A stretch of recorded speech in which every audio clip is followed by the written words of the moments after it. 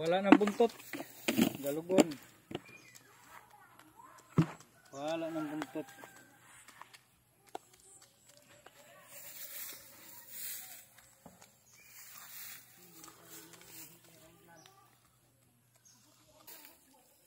Para ka naman.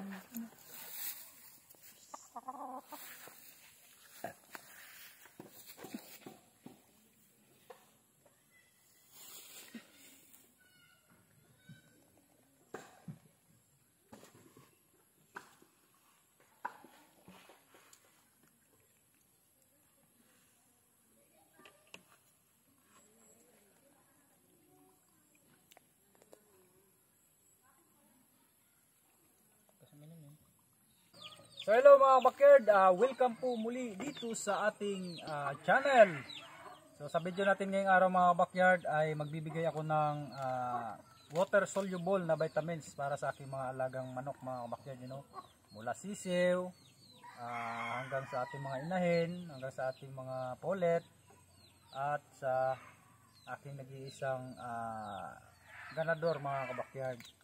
So bale mga kabakyard, sa vitamins hindi na rin ako mag-re-recommend sa inyo dahil lahat naman ng mga vitamins mga kabakyard ay maganda talaga yan para sa ating mga alagang manok. So nasa paggamit lang po yan mga kabakyard, kaya yung vitamins ngayon na i-share ko sa inyo mga kabakyard ay electrogen. So ito po mga kabakyard ay nakasanayan ko ng gamitin. So hiyang po ako dito. Ngayon mga kabakyard, kung yung brand ninyo na nakasanayan ninyo at hiyang kayo doon, so wag nyo nang baguhin mga kabakyard, yun lang at yun lang yung gagamitin ninyo at nasa inyo na po yun mga kabakyard kung gagayahin ninyo yung aking ginagamit. So ngayon mga kabakyard, ang gagawin natin una, ilalagay muna natin ito sa galon. Itimplahin muna natin ito mga kabakyard at ibibigay natin sa ating mga alagang manok para maganda yung pagka-mix mga kabakyard ng ating vitamins. Ito naman mga kabakyard ay sinubukan ko na to simula noon. Kahit hanggang 3 araw mga kabakyard, yung gamit ko nito, basta hindi lang naaarawan yung vitamins mga kabakyard, kahit 3 araw. So tipid tips na yon mga kabakyard, yung tip natin na yun, hanggang 3 araw, basta importante yung pinaglagyan natin ng gamot na nakatimpla na ng vitamins ay hindi maaarawan mga backyard, kasi isa yun sa dahilan na makontaminate yung ating vitamins mga backyard, at pag nainom ng ating mga alagang manok, so maaaring may side effect. Yun po yun mga backyard.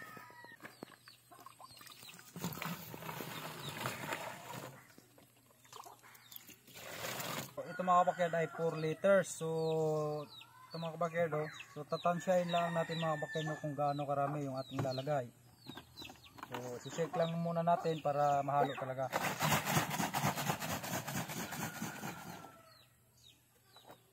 Yun. Tapos dagdagan natin mga kabakyard para pang 3 araw nilang inom-inom to mga kabakyard sa ating mga alaga.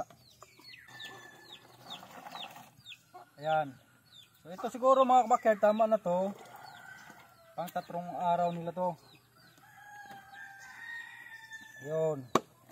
Bago natin bigyan yung ating mga alaga mga kabakyard nito ng ating water soluble na vitamins, so bibigyan muna natin sila ng pagkain. So pagkakainin muna natin ngayon, unahin natin yung mga yung ilang piraso kong sisiw dito mga kabakyard. At sa nakasubaybay naman sa akin channel, so huminto po tayo sa pagmamanok ng mga nakaraang buwan mga kabakyard, mga last nating breeding ay March. So huminto tayo ng March, April, May, June, July, 4 na buwan, at nag-start tayo ngayon ulit ng August na mga kabakyard. Yun. So meron tayo ditong papisa ng off season natin mga kabakyard. Yung takaw nito mga kabakyard, yung aking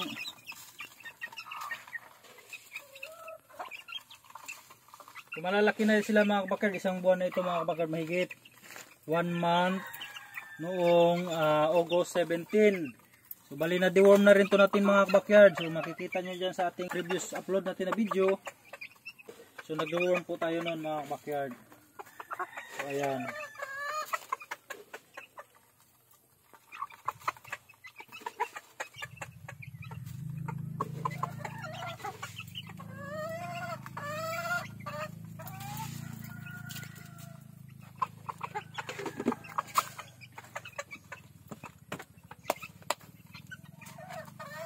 ayan mga backyard, pinapakain natin ngayon yung ating mga gold.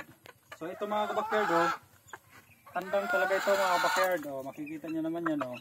Ito ay tandang na. Malaking manok pati mga backyard ito. Laki nito. Oh. Ito may pakpak mga backyard, oh. Laki ng balikat. Solid. So ito ay sure na ako tandang na ito. Yan. Ito. Ito mga backyard, tandang ito. Yan, bago iri mga backyard ay dadalawang isip pa kung babae o tandang iri. Yan. Gold din yan, gold. Is gold. Bago iri mga backyard, oh. Yan. Wari ko tandang din ito. Bago ito mga backyard, isa pa. Malaking manok din mga backyard. Wari ko tandang din to. Yan. Ito. So kakulay ng ama. Yan. Baka ere ay magiging babae. Pero yung apat na gold, baka magiging tandang ito. Yung apat na. So ngayon mga kabakyard, lalagyan na natin yung kanilang inuman ng tubig, ng vitamins. Ito yung magsisilbing inumin nila mga kabakyard. Ang ating mga alagang sisiw.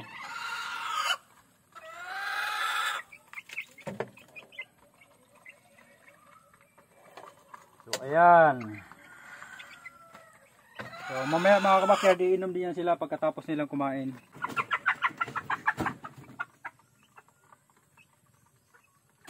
So ito naman mga kabakyard, papakain natin doon sa aking tatlong kulit mga kabakyard. Ayan.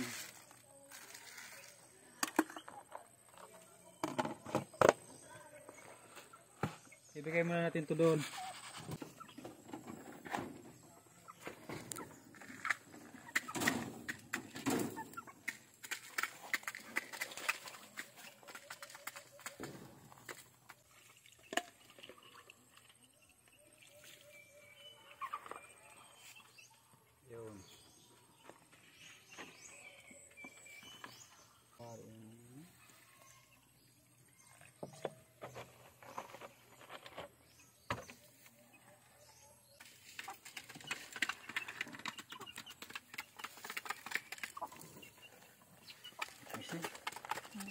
So mamaya mga kabakyard, iinumin din nila pagkatapos nilang kumain. Kunti pala yung gamot mo.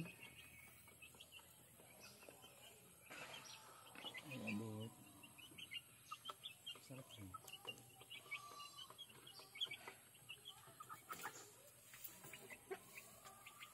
Ayun, masarap yung ating alaga.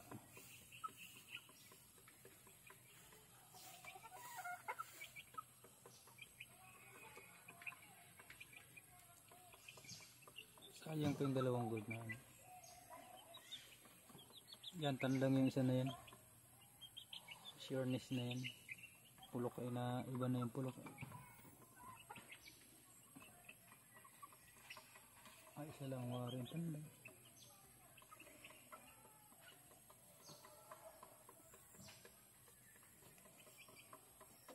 Hindi na sila.